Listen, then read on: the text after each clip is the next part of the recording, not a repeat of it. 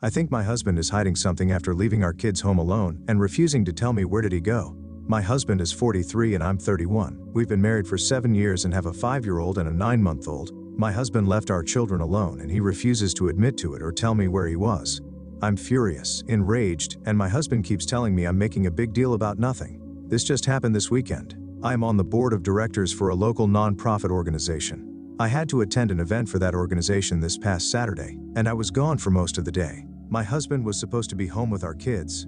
I texted him a few times and he responded. When I called around midday, he didn't respond, but that's not very unusual. Shortly after that, I got a call from my mom. She said my son had just called her, and when she asked him what he and his sister was doing, he said they were both watching TV. When she asked where their dad was, he said his dad wasn't there. My mom asked him several other questions, and from my son's responses she believed he was telling the truth, and that my husband wasn't there, and that there was no adult there at all. She said he didn't seem scared to be alone or worries about where his dad was at. He just called her to chat. He has a tablet designed for children, with pre-programmed contacts that he can call. It's only a few people, just family members. I left the event immediately and began texting and calling my husband repeatedly. He didn't respond to my first several attempts. It took him about 10 minutes. I was halfway home at that point to respond. I was so confused, so worried, really mad, and I asked him where he was. He said he was at home. I told him our son had just told his grandmother that he was home alone with his baby sister watching TV about 15 minutes ago. My husband denied it, and I told him I was too upset to talk and drive.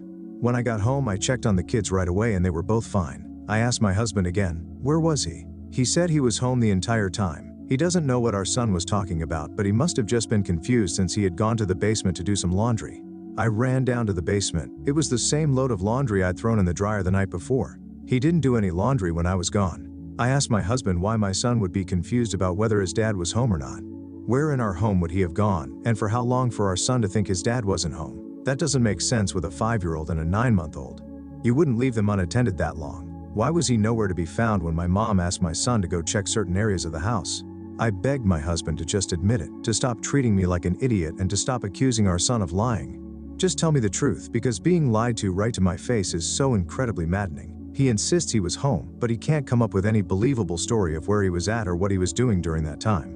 The way he answers me when I ask him about this and demand truthful answers is so dismissive. When I tell him you left our children alone, he quickly says, no I didn't, so anyway. He says I'm overreacting and letting our son's imagination drive me crazy. I am convinced he was gone. We don't have a Ring camera, but at least one of our neighbors does. I'm so upset about this that I'm tempted to ask our neighbor for the Ring footage. I had to go out to my car and scream and cry because I got so upset.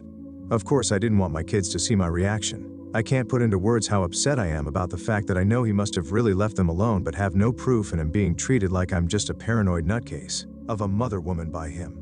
Update: 4 days later last weekend my husband left our 5-year-old and 9-month-old home alone while I was gone and then refused to admit it or provide a plausible explanation. Since then, we had many arguments about it. I've been living in a constant state of anger and frustration. I didn't want to fight about it anymore, but I couldn't help it and I kept bringing it up again and again. I couldn't lay low and pretend to get over it while I waited for him to do it again and catch him in whatever was going on. I also knew that demanding he tell me the truth wasn't going to get me anywhere.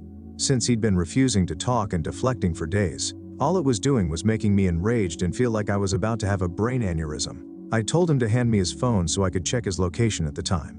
He refused. He said he wouldn't do it and that it was a violation of his privacy. He won't be treated that way and refuses to give in to my delusions. You think I enjoy being in a situation where I have to beg my husband to show me his phone so I can see where he was at? I hate it. I don't want to live that way. I told him it's simple. If he was really at home the entire time, just prove it. Why wouldn't he want to clear this whole thing up? I got so mad that he wouldn't turn over his phone that I told him I was going to the neighbors to get their doorbell footage.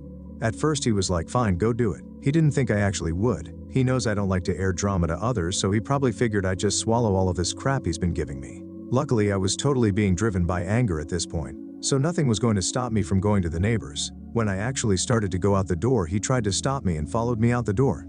I felt pure anger rushing through my veins, nothing else. The neighbor, who I've probably said less than 10 words to in the entire time we've lived here, told me he'd send me the footage. I went home, told my husband that the neighbor didn't have the footage from that day anymore, and told him I just needed to go to the store and cool off. So I put the kids in the car and went and parked somewhere while I waited for the neighbor to send me the footage. I have the neighbor's number now too, and he told me if I need any more footage he will be happy to give it to me. The video shows a blue car that I don't recognize show up and park in our driveway. A blonde woman gets out of the car and goes towards my house. She walks on the outside of our garage toward the gate leading to our backyard. The gate is too far back and out of the way to be seen on the doorbell footage. She and her car was there for 23 minutes. Imagine that. The car leaves right around the time that my husband called me to say he was home and had been home the entire time, as I was rushing home in a panic and calling him on repeat. One of two possibilities as to where they went. She either came in through the side door of the house, which does provide direct access to the basement, or, and what I think is more likely, is that they were in the backmost area of our yard, which is a gated pool area. Immediately behind our house is a grass lawn. Then you step down a few steps and we have a patio, and then there is a fully gated area where the pool is. It's not like you think of when you picture a gated pool. It's a full 6 feet wood fence all the way around, plus even taller landscaping for added privacy.